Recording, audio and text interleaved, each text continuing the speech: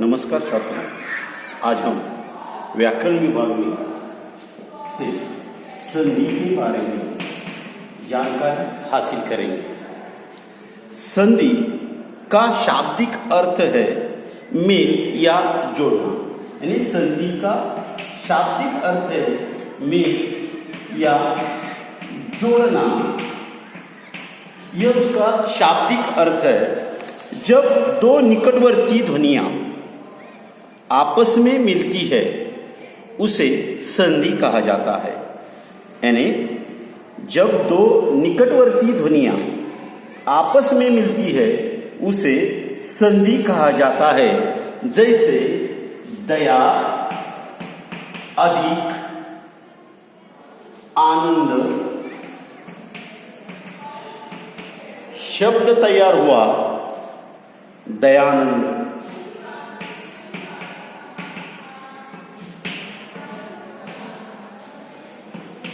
दूसरा शब्द है धर्म अधिक अर्थ। धर्म अधिक अर्थ बरोबर धर्मार्थ।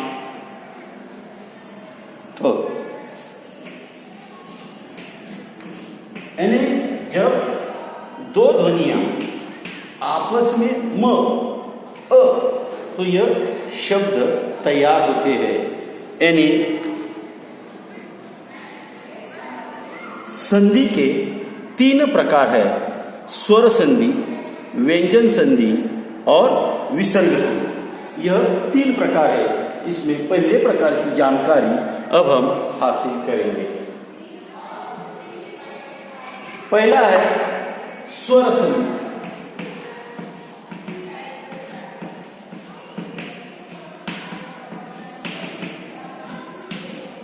स्वर संधि यानी जो स्वर है हमारे, उस स्वर संधि दोनों स्वरों में से यानी पास पास आने पर दो स्वरों में आने वाले परिवर्तन को स्वर संधि कहते हैं।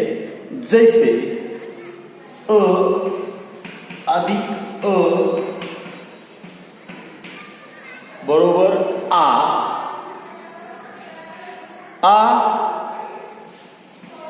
अधिक आ बरोबर आ, ई अधिक ई,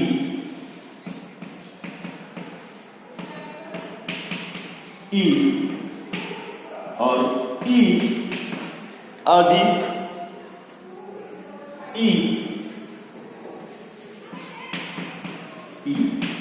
यानी यह स्वर जब नजदीक आते हैं, पास पास आते हैं, तो ये स्वर बन जाते हैं। जैसे शब्द अधिक अर्थ, शब्द तैयार हुआ शब्दार्थ।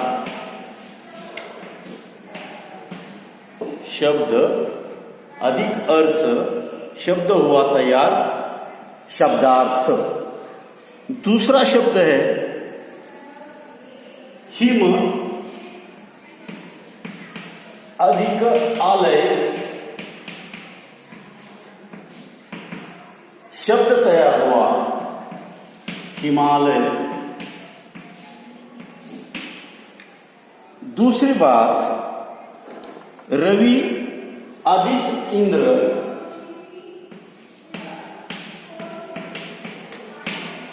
शब्द तैयार हुआ यहां पर रविंद्र। तो रवि ई म आ शब्द अर्थ, इस प्रकार के स्वर संधि आपस में आने के बाद, पास पास आने के बाद क्या हो जाता है, इस प्रकार के शब्द तैयार हो जाते हैं। दूसरे शब्द है सूर अधिक इंद्र, शब्द तैयार हुआ सुरेंद्र। गण अधिक ईश, गण अधिक ईश शब्द तैयार हुआ गणेश, यानी सूर अधिक इंद्र सुरेंद्र, गण अधिक ईश गणेश, सदा अधिक एव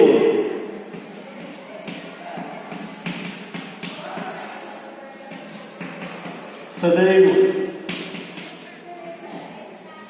तो परीक्षा में आपको इस प्रकार के शब्द दिए जाएंगे और उसके साथ साथ आपको शब्द तैयार करना है, और शब्द तैयार करने के बाद वह स्वर संधि है या व्यंजन संधि है या विसर्ग संधि है, इसकी जानकारी आपको वहां पर देनी पड़ती है।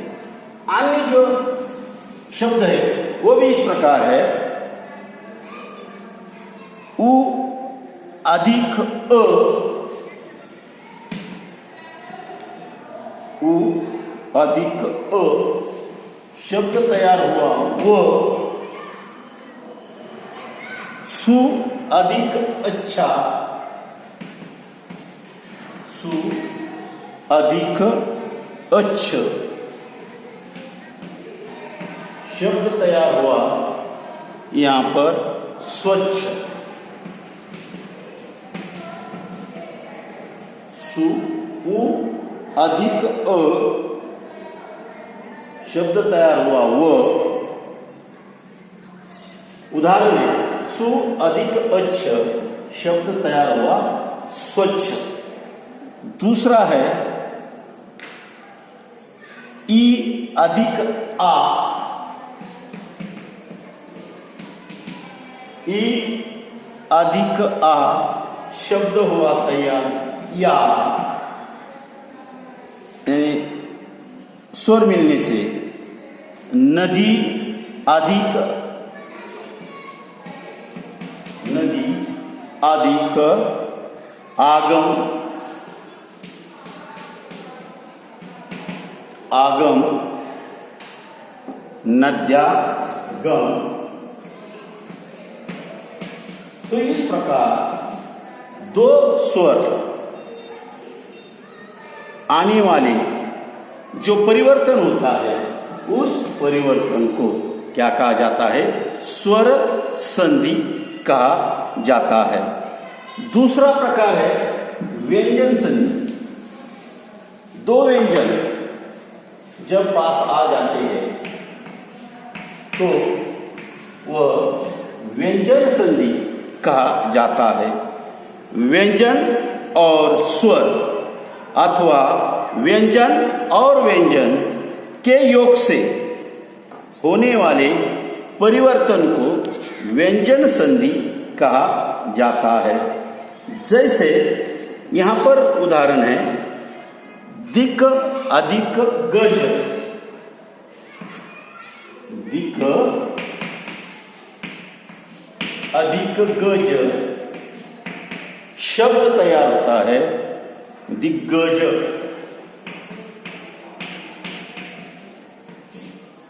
दिक अधिक गज शब्द तैयार हुआ दिग्गज। चित्त अधिक आनंद, चित्त अधिक आनंद शब्द तैयार होता है यहां पर चित्ता चिदानंद।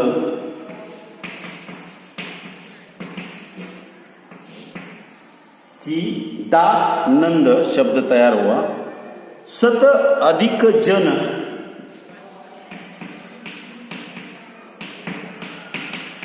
अधिक जन शब्द तैयार हुआ सज्जन।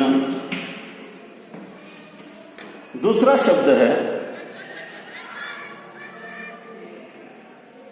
तत अधिक लीन, तत अधिक लीन शब्द तैयार हुआ तल्लीन।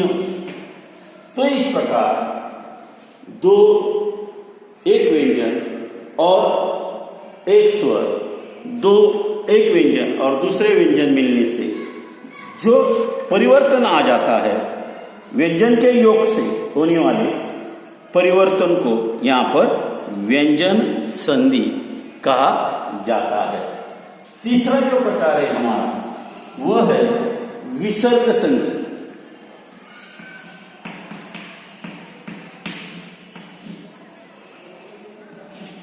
विसर्ग संधि जिसमें विसर्ग के बाद यानी जिस प्रकार यहां पर मैंने लिखा है, इसके बाद जब विसर्ग के बाद स्वर या व्यंजन आने पर जो परिवर्तन होता है उसे विसर्ग संधि कहा जाता है। जैसे नी अधिक चय शब्द तैयार हुआ निश्चय। दूसरा है विसर्ग जैसे शब्द बनते हैं दु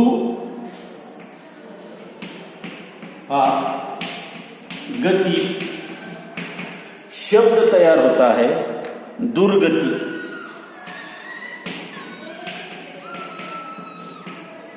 शब्द तैयार हुआ दुर्गति।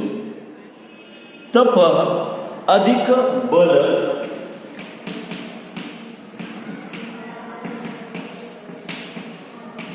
शब्द तैयार हुआ तपोबल। तो इस प्रकार विसर्ग संधि नी अधिक चय शब्द तैयार हुआ निश्चय, दूर अधिक गति शब्द हुआ दुर्गति और तप अधिक बल शब्द हुआ तपो बल। मन अधिक योग मन अधिक योग शब्द जो तैयार होता है वह होता है मनोयोग। शब्द तैयार होता है मनोयोग। तो इस प्रकार विसर्ग संधि से इसके आगे जब स्वर या व्यंजन आने पर जो परिवर्तन होता है, जो बदल होता है, उसे क्या कहा जाता है?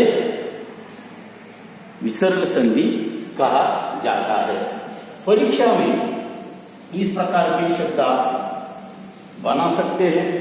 तो परीक्षा के दृष्टि से अगर हमने देखा तो संधि विच्छेद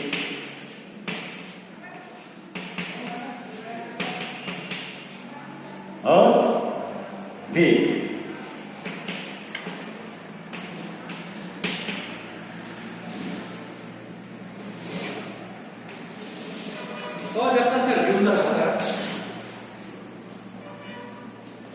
तो ये जो शब्द है यहां पर आपको शब्द दिया जाता है दिग्विजय।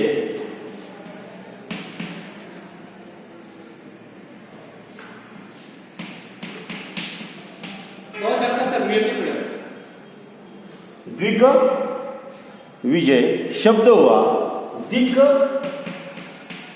अधिक विजय और भेद हुआ व्यंजन संधि। परीक्षा में आपको सिर्फ इतना ही दिया जाता है दिग अधिक विजय। आपको दिग्विजय और व्यंजन संधि कौन सी है वो लिखना अत्यंत आवश्यक है। इसलिए इसके लिए आधा अंक है और इसके लिए भी आधा अंक आपको परीक्षा में दिया जाता है। दूसरा शब्द है गुरु अधिक उपदेश। शब्द तैयार हुआ गुरुपदेश और संधि हुई स्वर संधि। तो परीक्षा में आपको ये क्या किया दिया जाता है और इसके लिए परीक्षा में भी आपको यह बनाना पड़ता है। तो इस प्रकार संधि के हमने 3 प्रकार देखे, स्वर संधि, व्यंजन संधि और विसर्ग संधि, और इसके कुछ उदाहरण यहाँ पर आपको दिए हैं। आपको ये वीडियो कैसा लगा? अच्छा लगा तो उसे लाइक करें। धन्यवाद छात्र।